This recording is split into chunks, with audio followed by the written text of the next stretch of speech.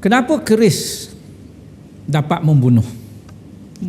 Ataupun kenapa keris itu merupakan senjata yang berbisa? Yang pertamanya, keris dapat memburaikan isi perut dengan satu tikaman dan tarik. Apabila ditikam dan terkena pada tubuh musuh dan ditarik, biasanya tikaman dan tarikan itu dapat memburaikan isi perut. Walaupun kita tidak pernah tikam sampai ke pangkal, ke aring ini, memadai dengan 2 atau 3 inci di hujung sahaja, di hujung keris, di hujung bilah ini. Juga disebut, kalau hujung ini disebut tuntung keris. Dan biasanya apabila ditikam, luka tikaman itu lazimnya 1,5 kali lebih besar daripada bilah mata. Ini terutamanya untuk bilah yang berluk. Jadi dia akan menghasilkan luka yang lebih lebar, 1,5 kali lebih lebar daripada kelebaran pada bilah mata. Yang ketiganya, bisanya keris ini kerana apabila ditempa, keris tidak seperti mata pisau. Apalagi kalau mata pisau moden sekarang ini, pisau stainless steel dan sebagainya, bilahnya begitu licin sempurna. Bilah mata keris biasanya menggerutu. Ini kalau kita larikan jari kita di atas bilah mata ini, kita dapat rasakan dia menggerutu dan kadang-kadang seolah-olah ada berpasir. Serpihan bilah yang menggerutu itu, kalau tertinggal dalam badan, dia akan menyebabkan keracunan. Kemudiannya membawa kepada bengkak dan busung. Itu yang menyebabkan bilah mata ni bisa, seolah-olah ada karat. Sebab tu kalau kita perhatikan, bilah mata keris tidak ada yang berkilat putih bersih. Kadang-kadang dia hitam, ada setengah tu nampak seperti karat. Dan karat itulah sebenarnya yang membawa bisa yang ditinggalkan di dalam perut musuh. Kemudian lazim juga orang Melayu dulu-dulu dia mewarang bilah keris. Bilah keris ini dicuci, direndam di dalam biasanya air kelapa ataupun cuka, kemudian dilimaukan. Selepas dilimau, dikeringkan dengan diasapkan. Dan kebiasaan juga orang Melayu menggunakan kemian untuk mengasapkan bilah keris ini. Kemudian juga diwarang. Warang itu sebenarnya menggunakan arsnik, dan arsnik adalah merupakan racun. Jadi arsnik yang sudah terdapat pada bilah mata keris ini menyebabkan bilah ini sangat beracun. Dan kalau ditikam ke dalam perut musuh, tentulah dia akan meninggalkan racun arsnik tadi dalam tubuh badan musuh. Selain daripada itu, orang Melayu juga menggunakan pelbagai jenis racun untuk menambah bisa pada bilah keris, terutamanya keris tarung lah. Apabila nak dibawa untuk bertarung, orang dulu-dulu ada yang menggunakan racun yang diperolehi daripada getah pokok-pokok tertentu dalam hutan, atau menggunakan bisa binatang seperti bisa ular, bisa daripada katak dan sebagainya. Dia ambil bisa itu kemudian diletakkan pada bilah mata.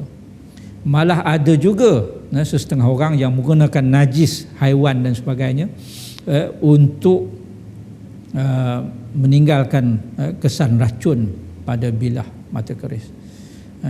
Itu sebabnya bilah keris lama dulu sangat beracun. Jadi kita perhatikan kebijaksanaan orang Melayu, seni orang Melayu, sehingga kan bertikam nak menghapuskan musuh pun menggunakan kebijaksanaan, menggunakan seni. Lama sebelum orang Barat memikirkan penggunaan senjata beracun, kimia, orang Melayu sudah menggunakan arsnik. Lama sebelum dunia Barat tahu menggunakan senjata biologi, orang Melayu sudah pun menggunakan racun pokok, racun binatang, bisa binatang, najis dan sebagainya. Itu adalah merupakan senjata biologi yang digunakan oleh orang Melayu 500-600 tahun dulu. Ini kebijaksanaan dan kesenian orang Melayu. Dari segi adat dan pantang larang keris, yang pertamanya, kalaulah kita memiliki keris, keris ini jangan diletak merata-rata. Kerana kita tahulah keris ini senjata, dia tajam, berbisa, jadi jangan diletak merata-rata, takut kita terpijak dan sebagainya. Yang kedua adalah tidak beradab dan tidak beretika untuk menghunus keris ke arah orang lain, ataupun juga menghunus keris ke arah diri sendiri. Kerana keris adalah merupakan senjata, dan senjata tidak sama sekali boleh dihunus ke arah orang lain, melainkan kalau kita bertikam. Yang ketiga, jangan sesekali disentuh bilah mata keris orang lain, ataupun dijentik untuk melihat kualiti besi. Kerana pemilik keris tentu tidak suka orang menyentuh bilah mata keris, sebab jari kita ada asid, dan asid pada jari kita boleh menyebabkan bilah mata keris itu karat. Keris dibuat daripada besi, alah besi kerana karat. Apatah lagi kalau setengah orang mempunyai koleksi keris lama yang sudah 200-300 tahun. Tentulah dia tidak mahu kita menyentuh bilah mata ini, kerana tidak mahu karat cepat. Jadi kalau kita melihat bilah mata keris orang, jangan sesekali disentuh dengan jari akan bilah matanya. Yang keempat, jangan sesekali dikucuk bilah mata keris orang lain.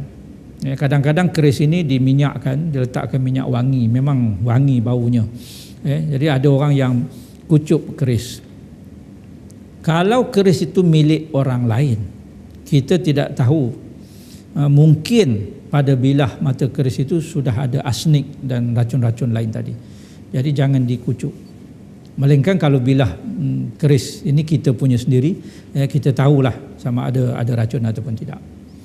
Dan yang kelima, jangan sesekali dihina keris orang lain. Keris orang lain mungkin bila kita lihat bilah matanya tidak cantik macam keris kita, ataupun tidak secantik bilah mata keris yang kita pernah lihat sebelum ini. Jadi jangan diketawakan, jangan dihina dan sebagainya. Karena kadang-kadang bilah keris itu tidak secantik mana, tetapi bagi pemiliknya sedap dipegang, sedap digunakan untuk bertarung dan sebagainya. Jadi jangan sekali dihina bilah mata keris orang lain.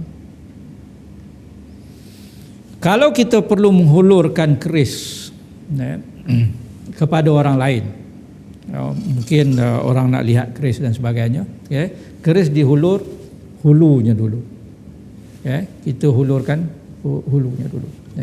Adalah tidak beradab untuk hulur keris begini. Biasanya kita hulurkan begini, hulunya dulu. Ataupun kalau secara formalnya diserahkan begini. Bilah mata keris perlu dimandi atau dicuci untuk membuang karat. Kebiasaannya amalan orang Melayu di Malaysia, dan juga saya difahamkan di Indonesia, bilah mata keris ini dimandi. Mandi artinya direndam, sama ada di dalam air kelapa ataupun di dalam cuka makan setahun sekali. Secara tradisinya biasanya lah orang di Malaysia ini dia memandikan keris setiap bulan Muharram. Kenapa bulan Muharram? Itu nak memudahkan dia mengingati bila dia memandikan keris. Bulan 1 jadi bulan Muharram. Mandi artinya direndam, sama ada di dalam air kelapa ataupun di dalam cuka. Kemudian dicuci. Cuci artinya menggunakan asam limau. Yang diperah air asam limau itu kemudiannya digunakan untuk mencuci bilah keris ini. Tujuannya tidak ada lain melainkan untuk membuang karat. Kemudian dikeringkan, sama ada dikeringkan dengan dijemur ataupun dikeringkan menggunakan asap kemenyan. Untuk menjaga bilah keris supaya tidak mudah karat, maka bilah ini diminyakkan.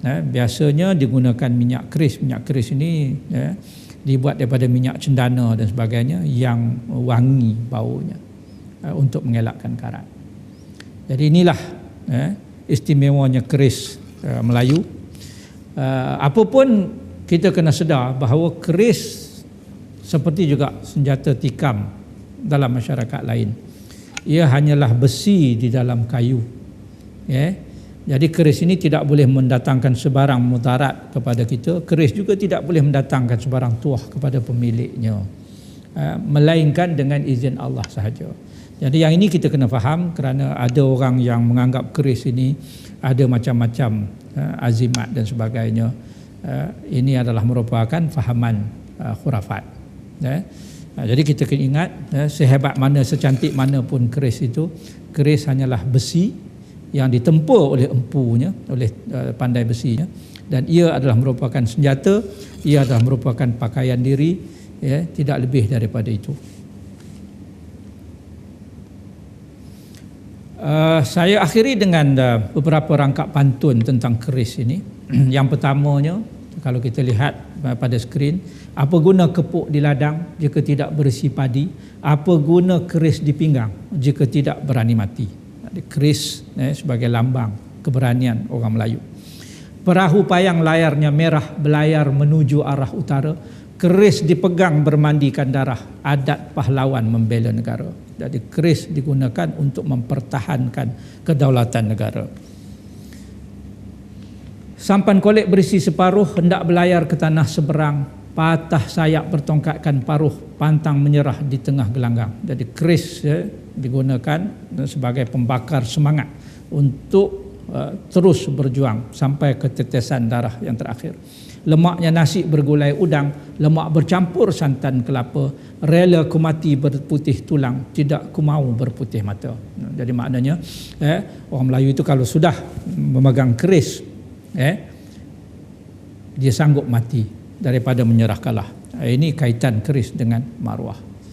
Sekian saja kuliah kita berkaitan dengan salah satu cabang seni Melayu, iaitu perkerisan Melayu, seni ukir halus pada keris Melayu. Terima kasih. Assalamualaikum warahmatullahi wabarakatuh.